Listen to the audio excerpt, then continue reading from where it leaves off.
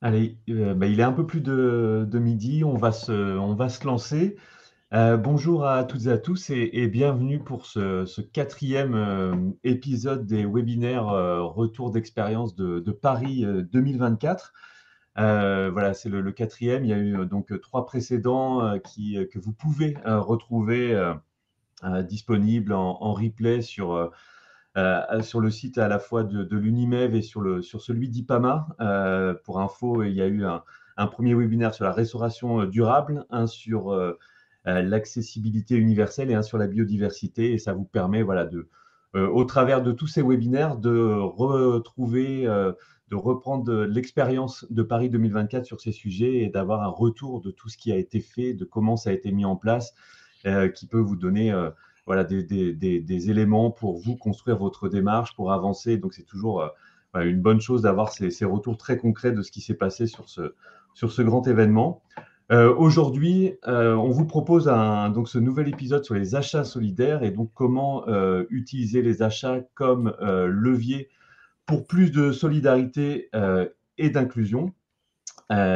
Au programme, on aura donc, voilà, l'idée c'est de savoir un peu comment Paris 2024 a utilisé sa stratégie d'achat responsable pour innover socialement, pour connaître un petit peu les mesures qui ont été déployées avec les prestataires, pour encourager l'insertion des personnes éloignées de l'emploi, pour mobiliser le secteur du handicap, pour mobiliser aussi les acteurs de l'économie sociale et solidaire, et puis les territoires. Donc voilà, on aura un peu un retour, un éclairage sur tous ces éléments-là.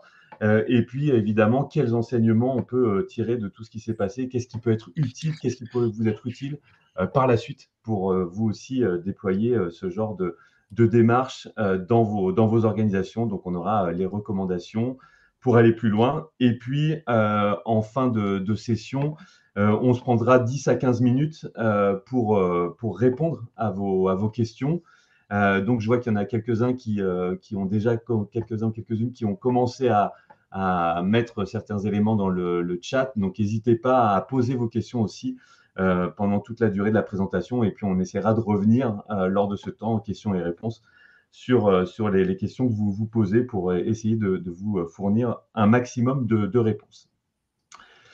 Ce webinaire, il est co-organisé entre IPAMA et Unimev. Donc, c'est moi qui vais faciliter ce webinaire. Donc, Mathieu Joubert, moi, je suis directeur de projet chez IPAMA et référent de toute ce que nous, on appelle le pôle sport, référent pour la partie sport chez IPAMA. Il y a un pôle culture, un pôle événementiel et un pôle tourisme. Et donc, je suis en charge, moi, du pôle sport.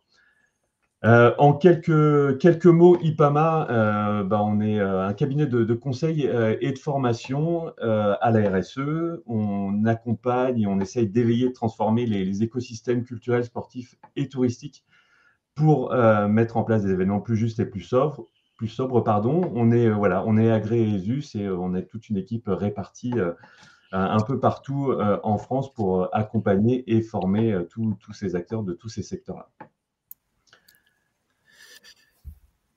Je te laisse la parole 2 secondes. Tout à fait, je vais être assez rapide. Donc avec Unimev, on est très, très heureux de collaborer avec IPAMA à l'occasion de cette série de webinaires. On a commencé cette série au printemps 2025 et voilà, on est déjà au 4e épisode. Rapidement, Unimev, donc c'est la fédération qui représente globalement l'ensemble des entreprises du secteur événementiel professionnel. On a été créé en 1925 et on a fêté nos 100 ans cette année à Lyon. Et elle en rassemble aujourd'hui globalement 400 adhérents. Et nos missions principales sont de promouvoir l'utilisation et l'organisation d'événements professionnels, de défendre les intérêts également de tous ces acteurs, de favoriser aussi la mise en place d'un environnement porteur pour cette filière, et enfin de développer également des synergies au sein de ce réseau, pour nos adhérents. Donc voilà, et donc moi je suis Gauthier Renaud, responsable développement durable. Je coordonne et j'anime toutes les actions RSE autour de cette filière événementielle, grâce notamment au dynamisme de nos nombreux adhérents, dont IPAMA fait partie. Et voilà. Donc, je souhaite à chacun un très bon webinaire. Et Mathieu, Gilles et Sylvain, je vous laisse la parole. Merci Gauthier. Et effectivement, c'est la bonne transition pour vous présenter nos deux intervenants du jour. Voilà, dans ce webinaire, on tente d'aller au plus concret et de faire participer évidemment les principaux acteurs de cet événement qu'ont été les Jeux Olympiques et Paralympiques de Paris 2024. Et on a le plaisir voilà, d'accueillir pour ce webinaire Sylvain Chamoin et Gilles Verdure. Donc que je laisserai se présenter rapidement, succinctement, mais on a Sylvain donc, qui était manager achat durable à Paris 2024, et puis Gilles Verdure, qui était donc manager attractivité économique, sociale et territoriale chez Paris 2024 aussi. Et puis ce qui est intéressant, c'est qu'ils ont vécu, on va dire, la quasi-totalité de l'aventure, puisqu'ils ont passé les 5 ans au comité d'organisation des Jeux Olympiques, et puis ils vont se présenter rapidement, mais il y a aussi une grande expérience événementielle, et puis connaissance du secteur aussi de l'emploi et du développement économique sur les territoires pour ces deux personnes que je laisse se présenter et se lancer dans la présentation. Oui, juste un point, pardon, avant que je vous laisse la parole. Il y aura aussi, vous verrez tout au long du webinaire, on vous posera de temps en temps des questions. On fera des petits sondages. Donc, il y aura un peu d'interactivité. Et si vous regardez sur votre écran, vous avez un onglet interactivité. Et quand on vous mettra la diapo qui signale cette interactivité, je vous inviterai à aller sur cet onglet et puis d'apporter votre réponse à la question qui sera posée, qui nous permettra d'avoir quelques renseignements complémentaires et quelques échanges supplémentaires avec vous, encore une fois en complément des questions que vous pourrez poser dans le chat. Voilà, je laisse Sylvain et Gilles prendre la suite, se présenter rapidement et puis enchaîner sur leur présentation. Alors, qui commence, Gilles? Vas-y, je t'en prie. Je vais démarrer. Bonjour à toutes et à tous. Alors, moi, je suis très heureux d'être parmi vous aujourd'hui, tout simplement parce que c'est toujours un vrai plaisir de pouvoir échanger avec des professionnels de l'événementiel. Merci au binôme IPAMA et Unimef pour leur invitation. On a avec Gilles une dizaine de slides à vous présenter. On va présenter ça à 2 voix, une bonne dizaine de slides. Et on va essayer d'être le plus clair et le plus concret possible pour ce RITEX. Et puis, alors me concernant, moi je travaille depuis plus de 30 ans dans le secteur de l'événementiel. En gros, 15 ans dans des fonctions très opérationnelles. J'ai commencé en tant que régisseur au Stade de France et 15 ans dans la fonction achat, en tant qu'acheteur ou responsable de service. Donc moi, je viens du terrain. J'ai pas une formation d'acheteur. Alors, il y a deux expériences qui ont marqué qui m'ont marqué dans la fonction, deux expériences marquantes dans la fonction achat. C'est le Stade de France où je suis resté 16 ans, dont 8 ans aux achats, en tant que responsable du service achat et en charge de la mise en place du dispositif d'achat responsable. Et puis Paris 2024 pour une mission de 5 ans, où j'étais en charge des achats responsables et du déploiement opérationnel de la stratégie responsable des achats dont on va parler tout à l'heure. Du coup, je prends le relais. Merci de nous avoir réunis à nouveau, Sylvain et moi, parce qu'effectivement, on a fait un sacré binôme pendant 5 ans entre 2020 et fin 2024 sur l'ensemble des sujets qu'on va aborder aujourd'hui. Avant cette expérience à Paris 2024 sur les retombées économiques locales et sur l'emploi, moi, j'ai passé 20 ans sur les territoires à travailler ces sujets-là de développement économique à l'échelle d'un territoire et puis d'emploi, d'insertion, de formation et notamment les 8 dernières années avant Paris 2024 en Seine-Saint-Denis.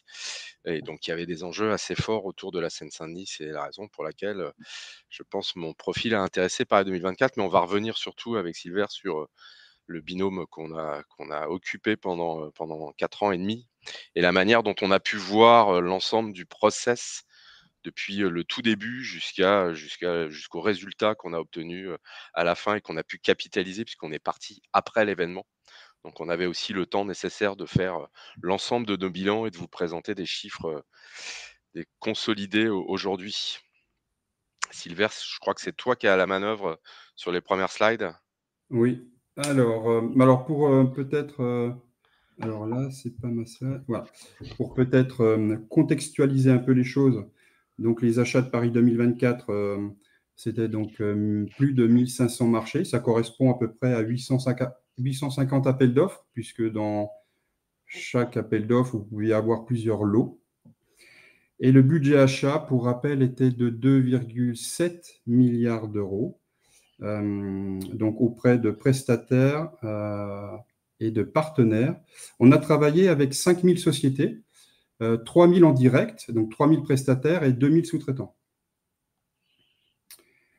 On peut passer peut-être à la slide suivante. Alors l'organisation des jeux, j'insiste bien là-dessus, c'est comme dans une entreprise, hein. C'est avant tout une vision. Il faut savoir ce qu'on veut. Quand vous regardez à droite, notre stratégie héritage et durabilité a été définie en 2019, notre stratégie responsable des achats en 2020. Et bien sûr, des engagements avaient été pris dès la candidature en 2017.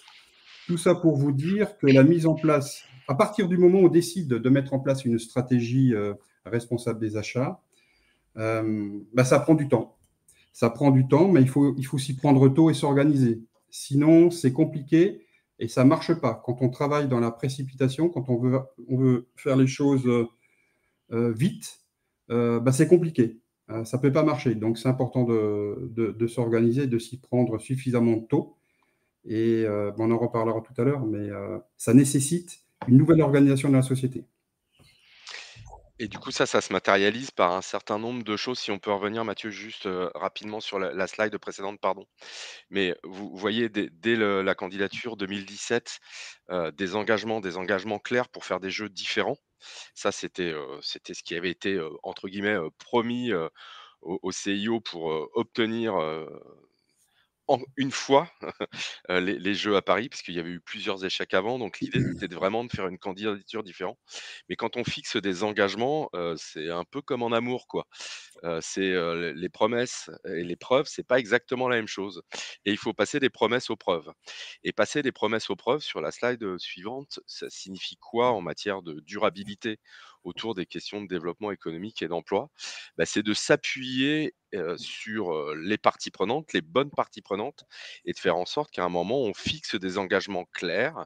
Et pour cela, il y a eu dès le départ, dès juin 2018, la signature avec la ville de Paris, avec la Solidéo, la société de livraison des ouvrages olympiques, ceux qui ont construit les ouvrages olympiques, mais avec le comité d'organisation et les 5 organisations syndicales et les 3 organisations patronales, la signature d'une charte sociale. Vous avez les 16 engagements en annexe de la présentation qu'on va faire là. Ces 16 engagements font état d'un certain nombre d'objectifs à atteindre, des objectifs non quantitatifs, mais néanmoins des objectifs à atteindre en matière d'emploi, en matière de formation, en matière de développement des compétences, en matière de conditions de travail, en matière de retombées économiques locales. Et à partir du moment où on s'engage formellement avec ces organisations syndicales, ça veut dire que là, on passe progressivement des promesses à la nécessité d'avoir des preuves. Et c'est ce qui nous a permis de commencer à formaliser les choses, à créer une méthodologie, un process à suivre, pour la bonne et simple raison aussi, c'est que dans le cadre de la signature de cette charte sociale, les 5 organisations syndicales et les 3 organisations patronales se sont organisées elles-mêmes pour suivre la mise en œuvre de cette charte sociale. C'est-à-dire qu'il n'y avait pas d'objectif quantitatif dans cette charte sociale. Néanmoins, ils ont créé un comité de suivi de la charte sociale qui s'est constitué en association à partir de 2020 et qui était en relation avec Paris 2024 mensuellement pour voir comment on avançait sur les 16 engagements. Et donc, de ce point de vue-là, vous voyez comment on passe, encore une fois, de la promesse à la mise en œuvre et à la réalisation d'un certain nombre d'objectifs et pour atteindre les preuves dont je parlais tout à l'heure. Ça, c'est la première chose qui a un peu cimenté le travail qu'on a mené sur la question des retombées économiques locales et de l'emploi. La deuxième chose qui a été très importante aussi, c'est de dire de quoi on parle au départ.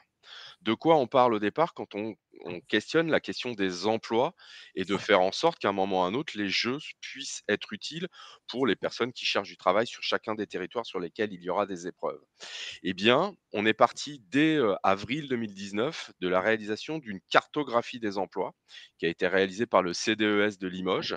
Cartographie des emplois qui nous permettait de dire, dans le secteur de la construction, pour livrer les fameux ouvrages olympiques dont je parlais tout à l'heure, dans le secteur du tourisme et dans le secteur de l'organisation, de quel type d'emploi allons-nous avoir besoin.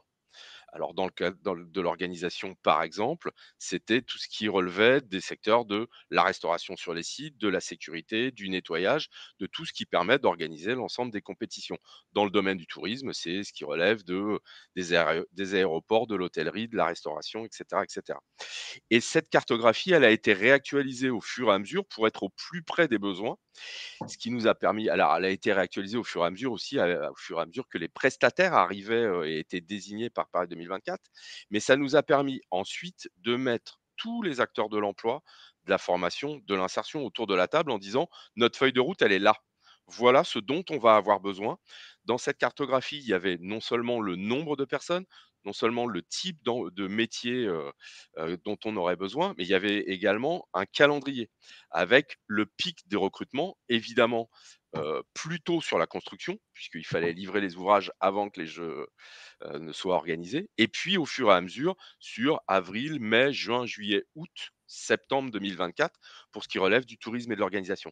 Et ça nous permettait d'avoir beaucoup de visibilité et de mettre, encore une fois, l'ensemble des acteurs de l'emploi, de l'insertion, l'ensemble des partenaires dont on aurait besoin pour mobiliser les publics, pour aller chercher les personnes dans les recrutements, en ordre de bataille pour leur dire bah, voilà comment on va travailler entre 2019 et 2024 pour faire en sorte qu'on puisse avoir de véritables retombées en matière d'emploi.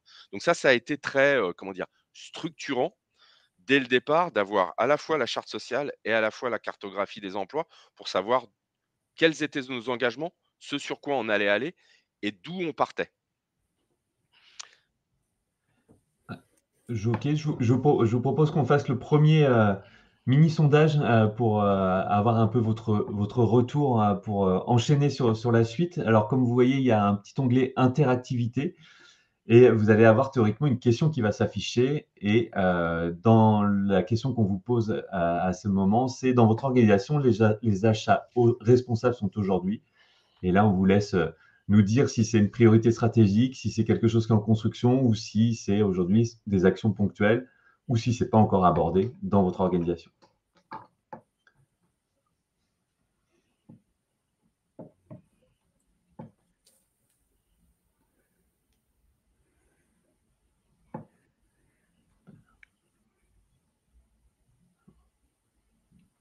Alors, on se laisse encore 30 secondes pour que chacun puisse nous faire son retour.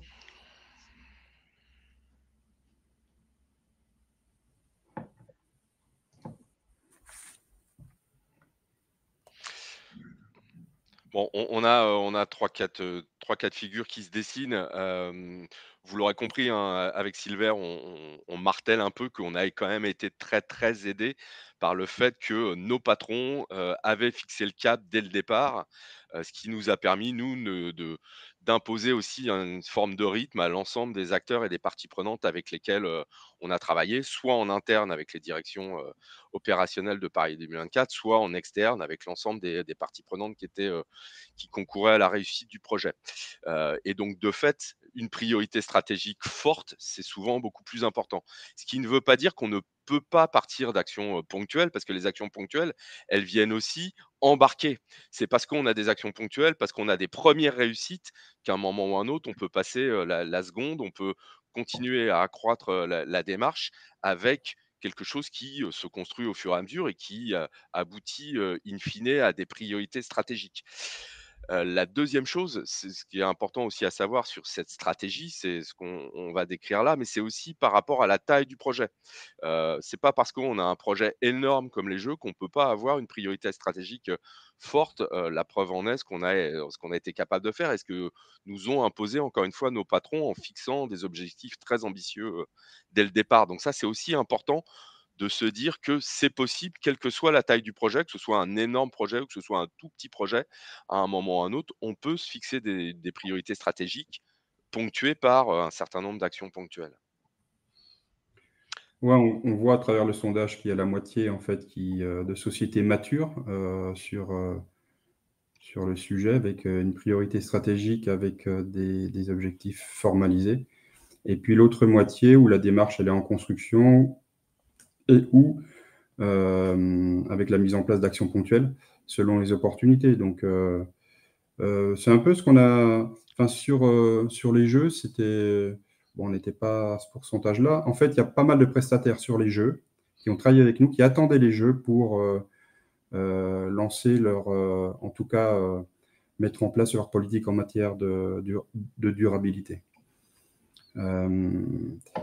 Alors, au COJOP, on s'est, comme je le disais tout à l'heure, on s'est donné un cap clair, 5 ans avant les Jeux, c'est-à-dire en 2019. Donc, une vision, je dirais, assez claire avec une stratégie responsable des achats qui s'articulait autour de 5 grands piliers, qui étaient en fait des critères extra-financiers qu'on intégrait dans nos appels d'offres. C'était donc des critères extra-financiers qui étaient priorisés et pondérés en fonction de la nature de l'achat. Plus clairement, quand on s'est intéressé à la famille d'achat sécurité, nettoyage, on se tournait davantage vers le pilier numéro 3, l'innovation sociale. Et quand on a acheté des produits ou de la signalétique événementielle, on s'est beaucoup principalement concentré sur le critère numéro 1, l'économie circulaire. Alors, il y a 5 grands piliers. Donc, l'économie circulaire, là, c'est tout ce qui tourne autour de la gestion des déchets, de l'éco-conception des produits achetés et la seconde vie des équipements que nous avons utilisés. Alors, on pourrait citer par exemple les bassins, les télés, les câbles qui ont été déployés sur des kilomètres. Au niveau des déchets, on a généré 60% de déchets en moins pendant la phase opérationnelle, comparé à Londres 2012, par exemple. Concernant l'impact carbone et la biodiversité, ça c'est le second pilier. Notre objectif était de maîtriser, de limiter l'empreinte carbone et de protéger la faune et la flore. Donc ça s'est traduit concrètement par environ 2000, un peu moins de 2000 arbres protégés, ce qui est rarement fait dans le secteur de l'événementiel. Et puis concernant le carbone, les émissions de gaz à effet de serre, on est passé de 3,5 millions de tonnes à 1,5 million de tonnes pendant les Jeux en 2024 comparé à Londres 2012. Alors, le troisième pilier, c'est celui qui nous intéresse aujourd'hui.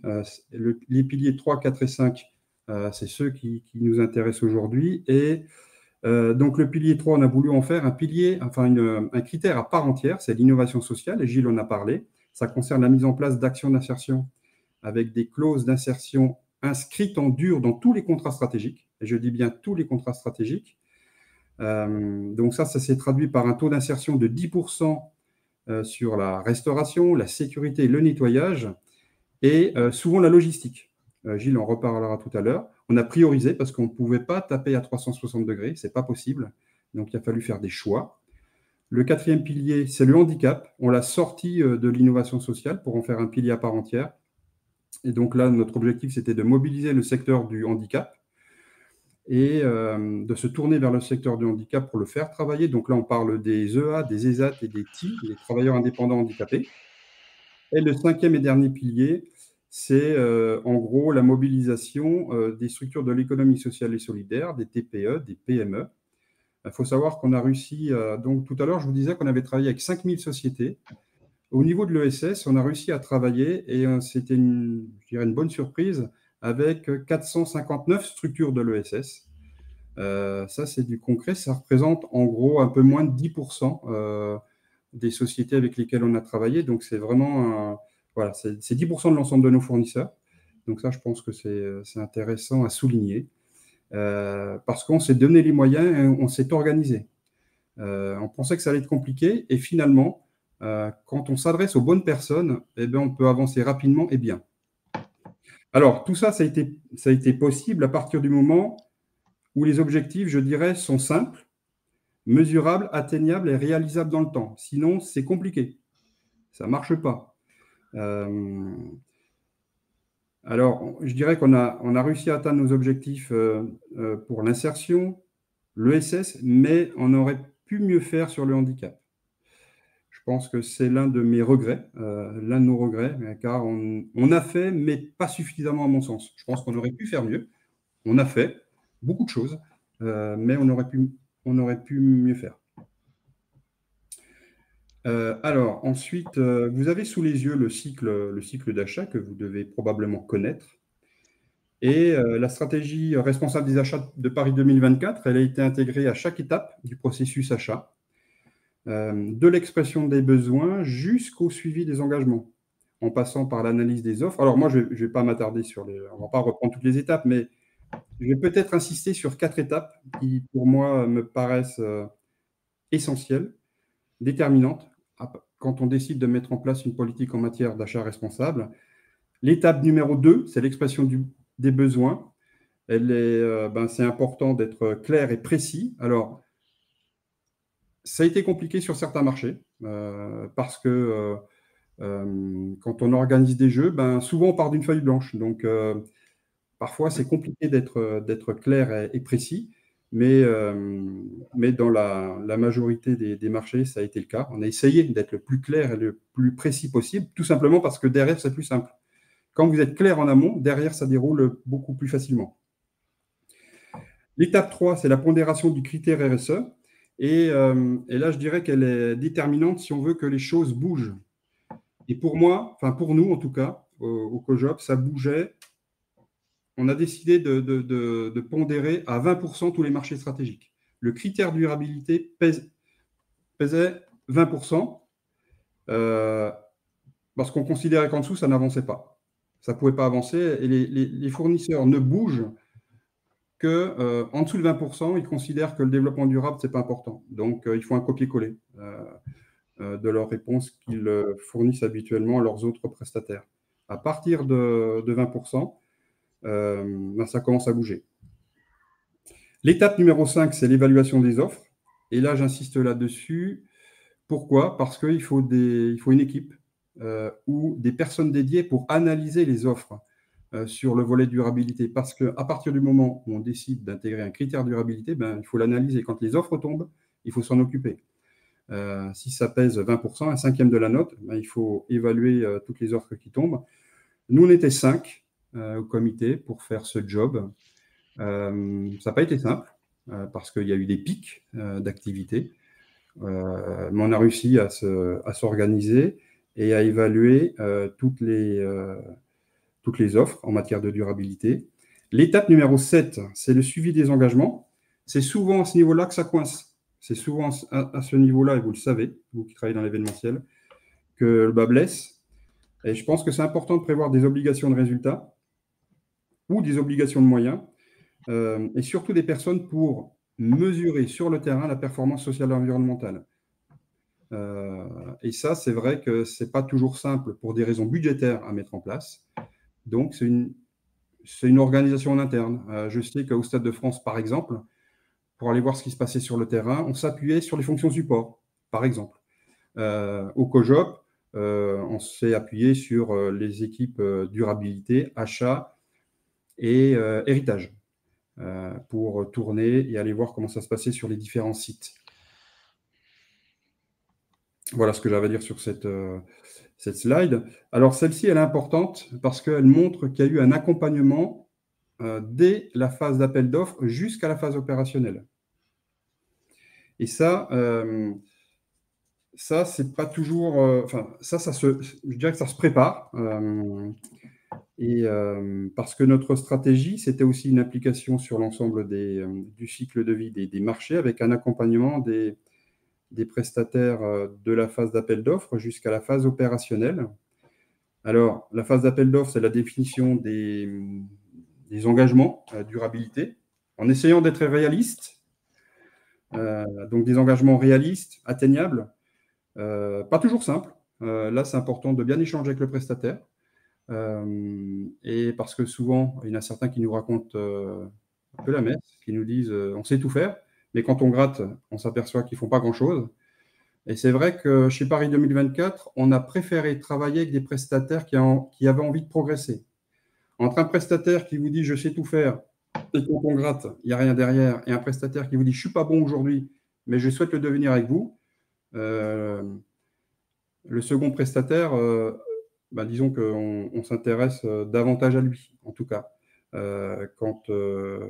en soutenance, puisqu'on a organisé pas mal de soutenance avec des centaines de prestataires.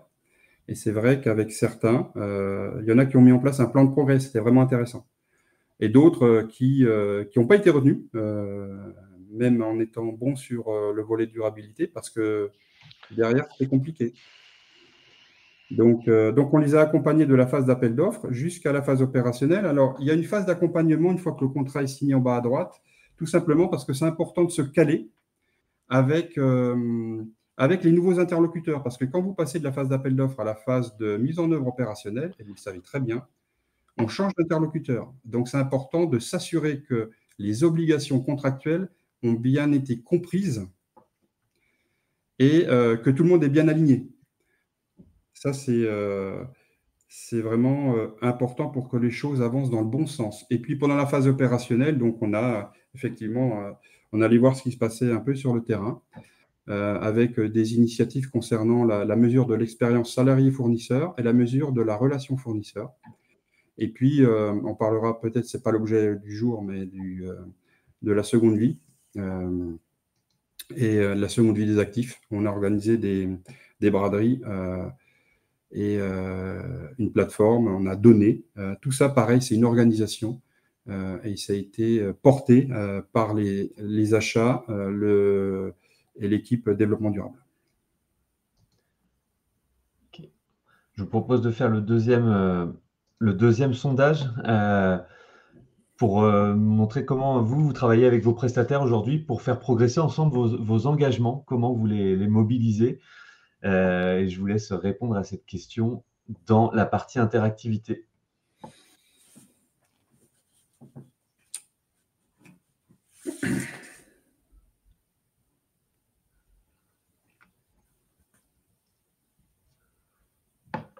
Si vous pouvez répondre, je vois que personne ne sait.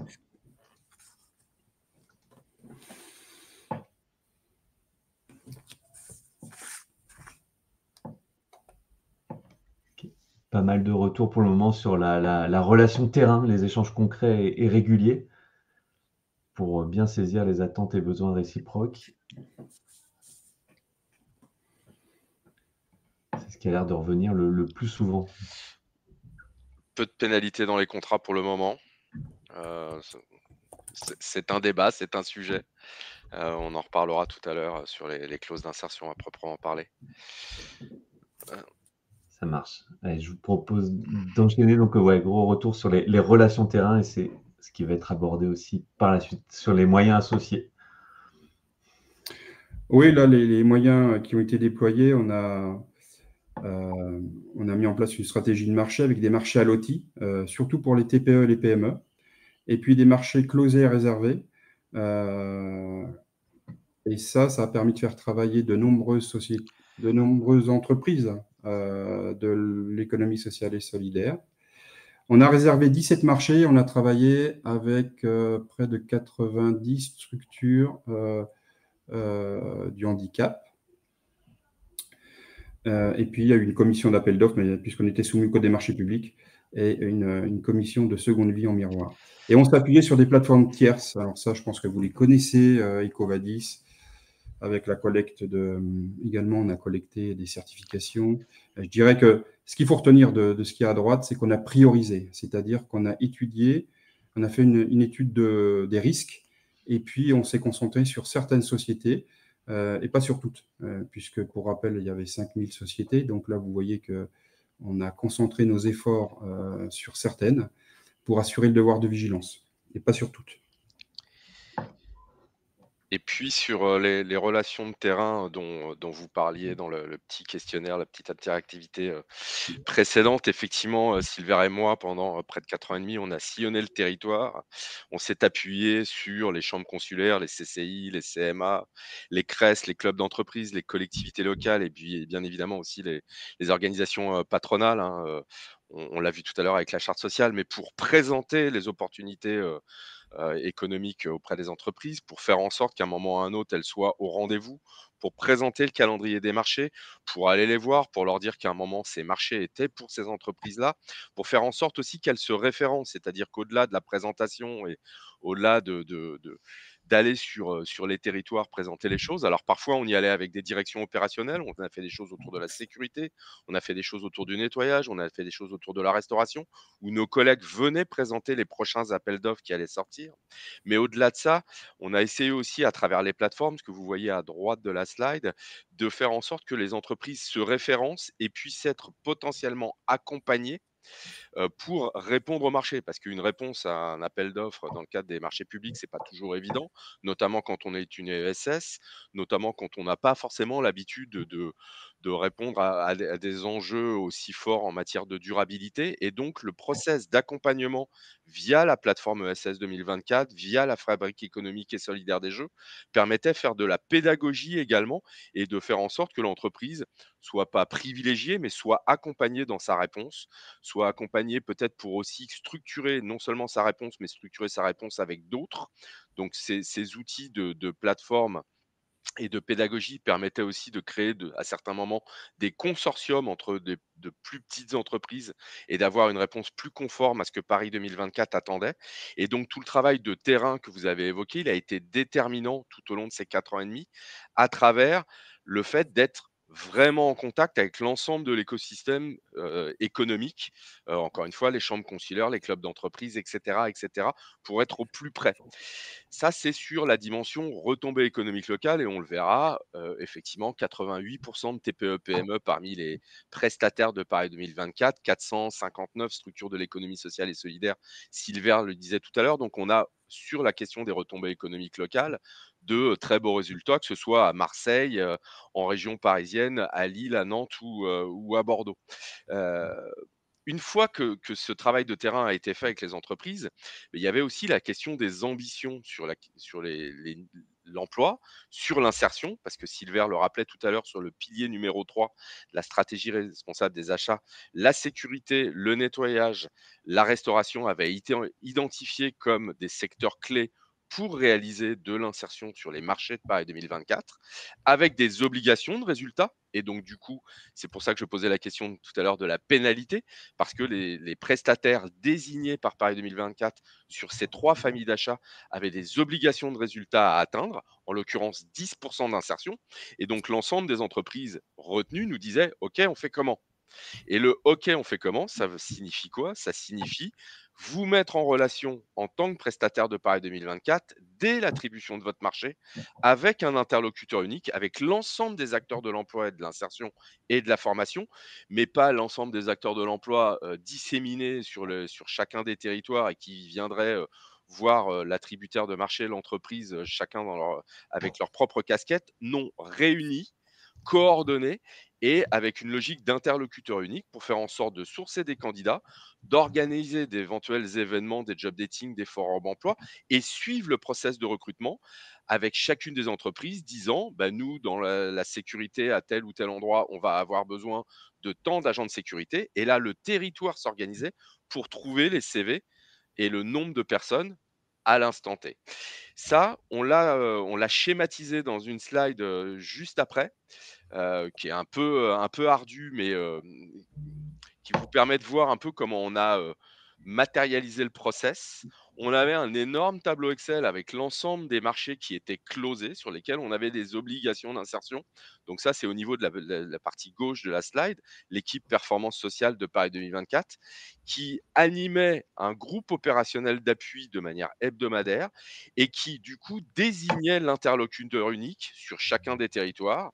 Encore une fois, à Paris, en Île-de-France ou dans les villes où il y avait des compétitions en région, et désignait l'interlocuteur unique qui allait prendre le marché, qui allait suivre l'entreprise. Et ensuite, cet interlocuteur unique qui fonctionnait sous la forme d'un binôme Agence France Travail, facilitateur de clauses d'insertion, puisqu'on avait des comptes à rendre sur les clauses d'insertion, donc il fallait qu'on remonte de la donnée via des facilitateurs, et les facilitateurs étaient coordonnés par les directions du travail, les DRETS.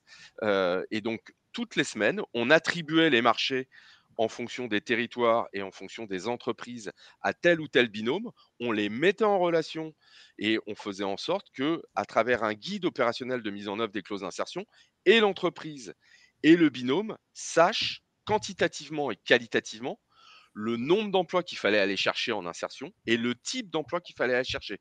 des agents de sécurité, des agents de restauration, des cuisiniers, des agents de nettoyage, etc., etc. Et de ce point de vue-là, il y avait un suivi à la fois des événements et du nombre d'emplois qui étaient recrutés par chacune des entreprises et qui remontaient à partir de 2024 par l'intermédiaire du binôme. Ce qui fait que sur les 2 slides suivants, on peut voir à la fois les objectifs qu'on s'est fixés sur l'ensemble de ce tableau Excel des marchés qui étaient closés.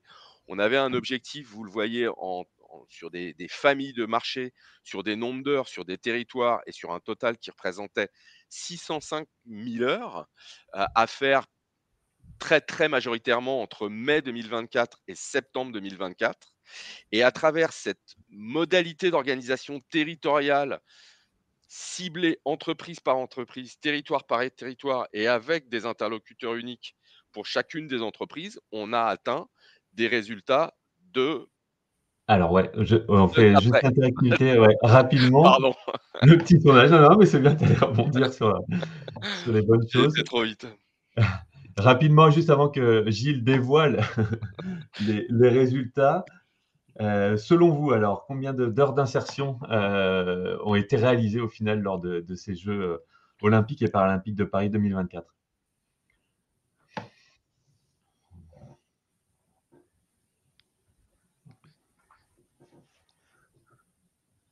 On a une réponse, 605 000. Effectivement, qui correspondrait à l'objectif qui était fixé initialement. Voilà, ça penche pas mal vers le 872 470 heures. Allez, Gilles, je te laisse. Allez, Merci roulement de d'avoir tambour. répondu. Sur un laps de temps extrêmement court entre mai et septembre de 2024, on a effectivement réalisé 1 515 000 heures, remonté au 30 novembre 2024 par l'ensemble de ces binômes dont je vous ai parlé, très majoritairement, et on a tous les chiffres territoire par territoire, et très majoritairement en Île-de-France évidemment, mais avec de très très beaux résultats sur les publics en insertion de la Seine-Saint-Denis, qui était une ambition très forte de la part du comité d'organisation dès le départ. Et donc tout ce process d'organisation avec les entreprises qu'on avait réussi à embarquer grâce à la stratégie responsable des achats, grâce à la manière dont ça avait été porté par les équipes achats et par Silver, le fait de les voir dès les phases de candidature, dès les phases d'appel d'offres, de les suivre, de leur dire voilà comment on va travailler ensemble, de les mettre en relation avec les bons acteurs, on a effectivement pu remonter ces énormes résultats parce que les choses étaient extrêmement suivies dans un process depuis le départ où on est passé d'une ambition à la mise en œuvre d'une méthodologie quasiment entreprise par entreprise, et évidemment avec le soutien de l'ensemble des pouvoirs publics. J'ai parlé de tous les acteurs du développement économique tout à l'heure, mais France Travail, les services de l'État, les DRETS, l'ensemble des structures qui accompagnent des jeunes ou des moins jeunes sur le chômage ont joué le jeu. Quand on organisait des forums emploi, on avait des comités de pilotage où il y avait 60 acteurs qui organisaient les forums emploi ensemble pour pouvoir obtenir ces résultats-là. Donc ça a été vraiment un travail de longue haleine avec l'ensemble des acteurs pour pouvoir faire en sorte d'être au rendez-vous des résultats. Et voilà un peu ce que ça donne sur les 5 piliers, parce que ça a été le cas aussi sur nombre d'autres sujets, sur l'ensemble de la stratégie responsable des achats. Alors, juste une précision sur les résultats. Là, on va pas s'attarder sur les résultats, mais au niveau du handicap, il y a eu un événement, dans l'événement, où il y a eu un super boulot qui a été réalisé, c'est sur le relais de la flamme. Ils sont vraiment allés très loin et ils ont travaillé avec de nombreux EA, ESAT et ESS, un peu partout en France. En tout cas, il y a eu une vraie mobilisation de l'ensemble de l'équipe et des différents territoires qui ont été traversés pour mobiliser le secteur du handicap et les structures de l'économie sociale et solidaire. Ça, c'est à noter parce que c'est une vraie belle réussite côté handicap. Et je vous propose ce dernier sondage avant la conclusion, mais voilà, à la lumière de ce retour d'expérience, donc qu'on poursuivra un petit peu par la suite avec les questions-réponses dans quelques minutes. quelles seraient selon vous les priorités à mettre en œuvre pour renforcer les achats responsables dans votre organisation?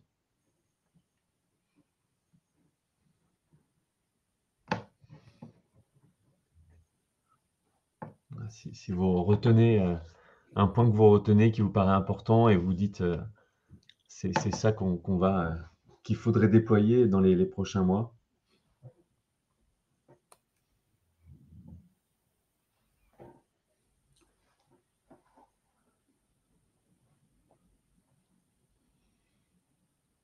Ouais.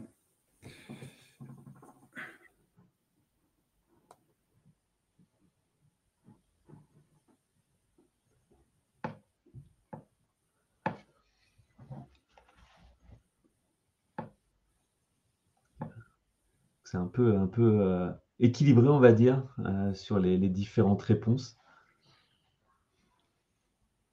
Un petit avantage sur donner plus de poids à la durabilité en intégrant davantage des critères et clauses dans les achats et les appels d'offres.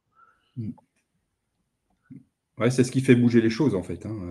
Pour être clair, si vous lancez un appel d'offres avec un critère durabilité pondéré à 20%, voire plus, c'est sûr que ça va bouger. Alors oui, quelques recommandations, mais alors inscrire la durabilité au cœur de l'ambition de l'événement, oui. C'est important de la positionner au cœur des achats. Mais c'est surtout, ce qui est important, c'est de mettre en place des engagements réalistes dans les contrats qui ont été pensés avec le prestataire, construits avec le prestataire. C'est inciter effectivement le déploiement d'une cellule de durabilité chez les prestataires. Pourquoi? Parce que si vous n'avez personne, si vous n'avez pas d'interlocuteur, c'est compliqué pour suivre tout ça. L'idéal, c'est un binôme. C'est ce qu'on a réussi à faire sur Paris 2024, quasiment pour tous les prestataires stratégiques. D'ailleurs, il y en a derrière l'écran, je crois, Hopscotch, et il y a Laure qui travaille à la FFT. Un binôme achat RSE. Ça, c'est l'idéal, c'est le schéma idéal. Et bien sûr, veiller à maintenir, tout à l'heure, c'est ressorti dans les sondages, veiller à maintenir une relation terrain avec les prestataires. Ça, c'est déterminant également. C'est la base de tout, en fait. Si vous entretenez de bonnes relations avec le prestataire, vous intégrez beaucoup plus de respect dans la relation que vous pouvez avoir avec lui. Et derrière, c'est plus facile quand ça coince ou quand vous rencontrez des difficultés. Ok. Ben, merci pour ces différentes présentations et puis ces recommandations que vous avez pu nous faire. C'est le temps des questions-réponses. Donc, je vous propose de passer par le chat pour nous poser à Silver, à Gilles, les questions que vous souhaitez poser et peut-être commencer par la première. Il y a une question qui est venue au cours de la présentation, c'était comment se passe l'évaluation des offres. Parce que c'est une étape qui peut être longue, qui nécessite aussi des compétences particulières pour faire évaluer, comme ça a été évoqué, ces offres-là. Comment ça se passait lors de Paris 2024, cette évaluation des offres? Eh bien, l'évaluation des offres, on lisait les offres reçues. Déjà, il y a un questionnaire quand on lançait un appel d'offres, dans cet appel d'offres, on joignait un questionnaire durabilité. On abordait les 5 thématiques pour savoir comment se positionner l'entreprise sur ces 5 thématiques. Donc, l'économie circulaire, le social, le volet environnemental, la mobilisation de l'ESS, etc. Le management responsable également. Et ça nous permettait déjà de mesurer la maturité de l'entreprise en matière de durabilité. Et ensuite, parce que généralement, il y avait une première offre, une seconde offre, on regardait ce qui était proposé par le prestataire, notamment ce qui était proposé concernant le projet social et solidaire. De nombreux prestataires nous ont dit que grâce au jeu, ils ont changé leur manière de réfléchir, de travailler et de répondre aux appels d'offres, tout simplement parce qu'il y avait un critère pondéré à 20%, et que s'ils passaient à côté de la durabilité, ils n'étaient pas retenus en fait. La note n'était pas suffisamment haute, puisque au niveau des tarifs, c'est pas le volet financier sur des marchés très stratégiques, c'est pas le volet financier qui faisait la différence. Parfois, c'était le développement durable, leur politique en matière de développement durable et leur volonté de progresser à nos côtés et de mettre en place un plan d'action solide. Si je peux rebondir aussi, et ça fait écho à la question d'Hélène sur le moment où se faisait le dialogue avec les prestataires potentiels en phase candidature. Pour s'assurer que les objectifs sont bel et bien réalistes. Alors ça dépendait évidemment de la taille des marchés et du poids des marchés, mais souvent il y avait une offre initiale, une offre intermédiaire et une offre finale.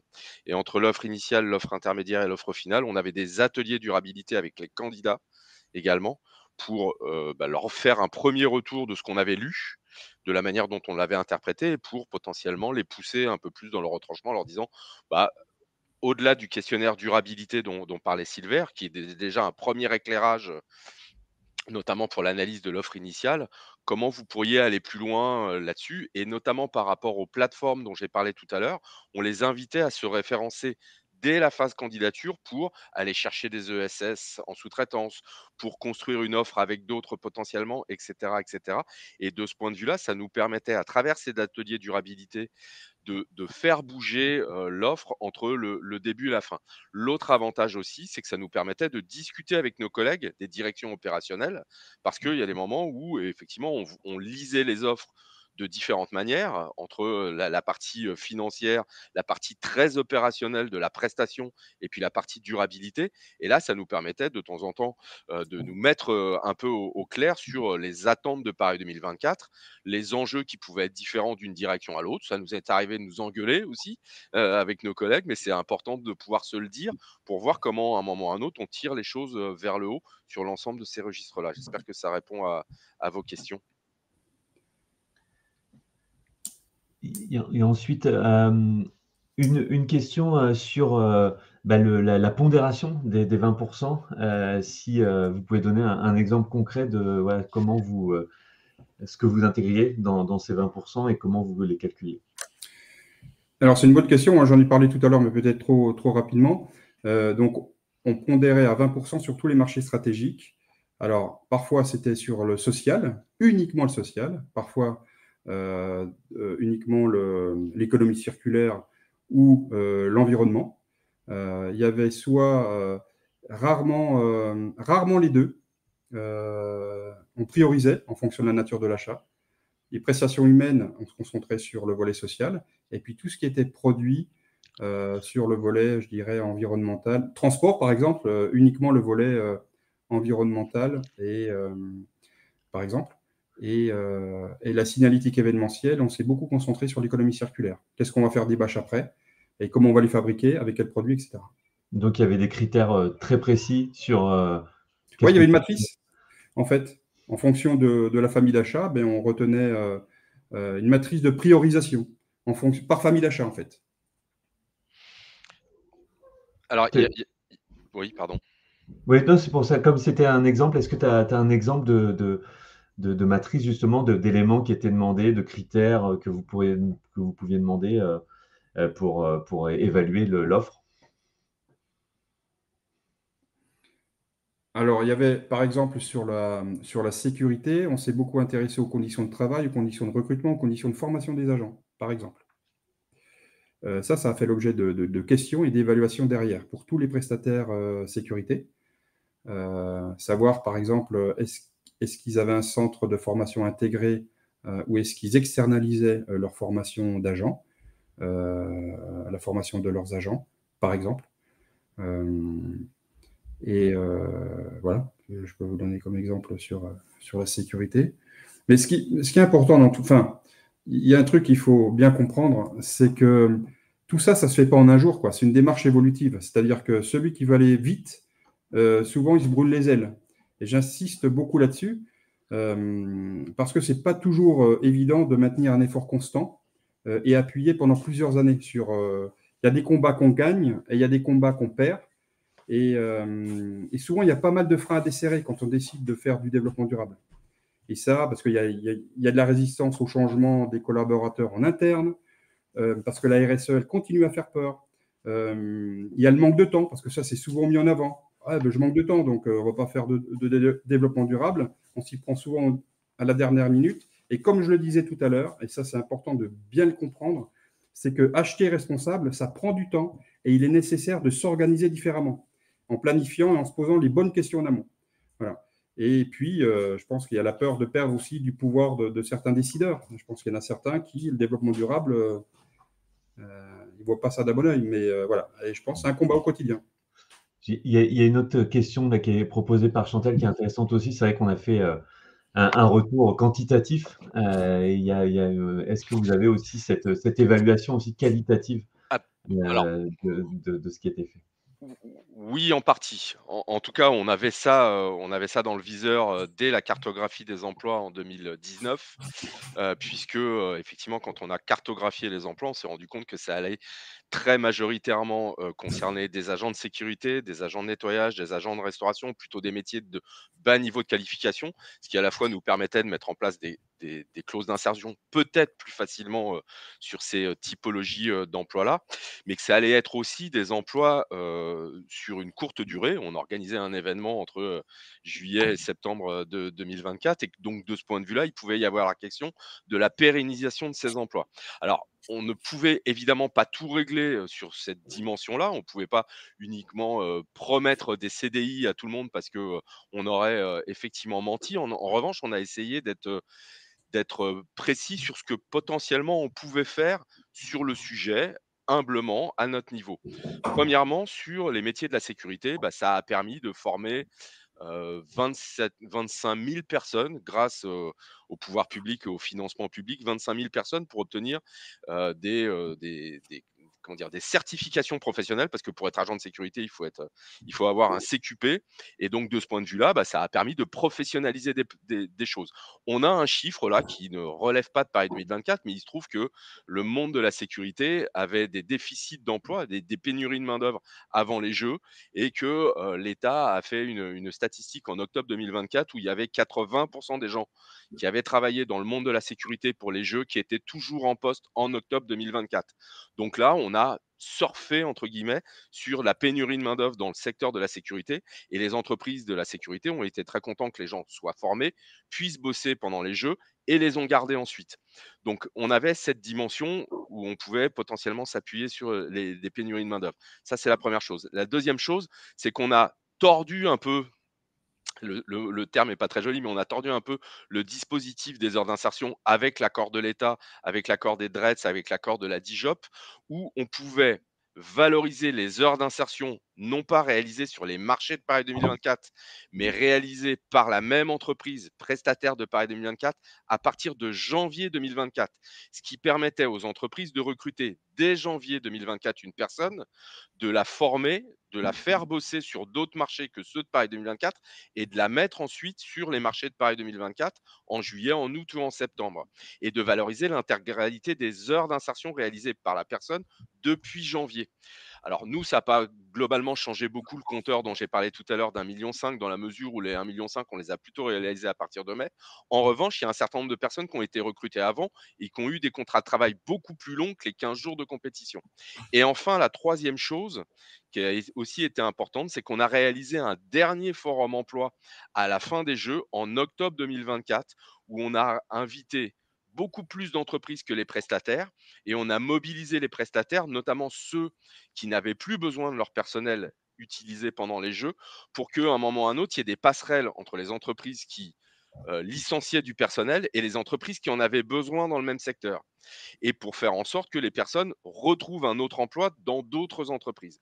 Donc là aussi, on a retravaillé avec les pouvoirs publics, on a fait un dernier événement très mobilisateur au Stade de France pour faire en sorte qu'à un moment, il puisse y avoir une dimension plus qualitative sur les emplois dont on savait que c'était des emplois liés à l'événement, donc forcément courts dans le temps. Ok, et je vous invite à prendre rapidement la dernière question sur les critères de durabilité, solidarité et inclusion dans les stratégies sponsoring. Allez, je démarre, Silver, et On fait synthétique, ouais. à certains moments, oui, à d'autres, on aurait préféré en mettre plus, pour être tout à fait honnête, Pierre-Louis. C'est un des sujets sur lesquels on aurait pu creuser le sujet. La dimension de sponsoring, elle est complexe. Enfin, il y a d'autres contingences qui interviennent parce que, effectivement, le sponsor a parfois négocie sur d'autres registres que un prestataire dans le cadre d'un appel d'offres. Et de ce point de vue-là, il y a des sponsors qui ont joué le jeu, avec lesquels on a travaillé, avec lesquels on a eu des ateliers durabilité et qui sont vraiment engagés sur des objectifs quantitatifs, sans forcément de pénalité. On est allé au bout de la démarche. Silver, en tout début d'intervention, parlait de logistique. On a très bien travaillé avec Seva Logistique, par exemple, qui était un gros sponsor sur la question de la logistique. D'autres, en revanche, c'était parfois un tout petit peu plus compliqué parce que, effectivement, dans l'appréhension de la négociation qui avait été menée avec le sponsor, ces sujets RSE étaient moins en première ligne qu'ils pouvaient l'être sur nos appels d'offres. Ok. Eh ben, merci beaucoup pour ces réponses. Voilà, pour conclure, je vous mets un lien rapide vers le rapport durabilité héritage où vous retrouvez quand même pas mal d'éléments, comme son nom l'indique, sur ce qui a été mis en place et puis surtout ce que ça a apporté et comment ça a perduré par la suite. Et puis, j'en profite voilà, pour remercier Silver et Gilles d'avoir activement contribué à ce webinaire et puis à l'Unimev aussi pour avoir organisé ça. Vous retrouverez le replay si vous le souhaitez, mais vous aurez un message, vous retrouverez le replay, comme je disais tout à l'heure, sur le site internet d'IPAMA et sur celui de l'Unimev. Voilà, merci beaucoup. Merci à vous d'avoir participé et d'avoir contribué aussi par vos questions et à vos réponses à ce webinaire. Merci beaucoup. Passez une très bonne journée. Merci beaucoup. Au revoir. Bonne journée à toutes. Merci, au revoir.